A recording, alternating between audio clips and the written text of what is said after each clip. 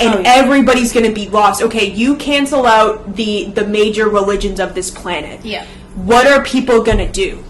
They're going to have, all of a sudden, their whole faith and what they thought was their spiritual connection is completely shattered. I mean, you see it on TikTok all the time. All of the Christian people, the prophets, the speakers, the pastors, all of those people that are speaking for the word of Jesus and God, especially in America with the Christian community, they're all it's gonna be gone as soon as that is announced. Oh yeah, and that's why I mean, that could definitely come first. It could. That would be a tsunami, bro. That would be a tsunami, because when you cut off, and because the beauty of religion, the silver lining within the rest of the shit, is that those people do have a lot of faith. Yes. They have that faith, even if it may be in not the whole correct thing. Right.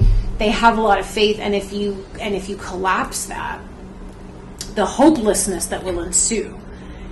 I feel whether that happens first or in the middle or last or whatever, that is ultimately the bridge to mom. Yes. Is to be like, it's not hopeless.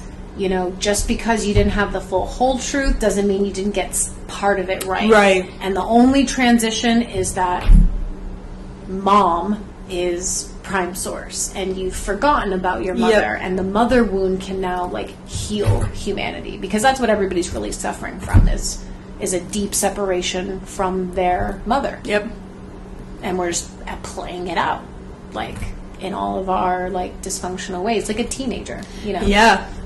Dude, it's gonna be so crazy. No matter what way you cut it, it's going to unify everybody as a collective, because everybody has some form of a belief system. I mean, we did too. We still do. Everybody's got belief systems that you slowly gotta work on and realize. The most important thing is realizing that what you think, or if you think a certain thing or this, that, the other thing, that it is a belief system besides the whole truth. You know what I mean? And getting yourself out of that. And we've had to do that with mom of now that she's not here, it's not, we can't base it off of what it was, where that would be living in the past, and mom never taught us. She'd always teach us present moment of now, so we can't hold on to what mom was when she was here, because she's not even that anymore in this present moment in the etheric realm. She's grown in a year and a half linear time being in the etheric, which we know a year and a half our time is super fucking long in the galactic the ethers.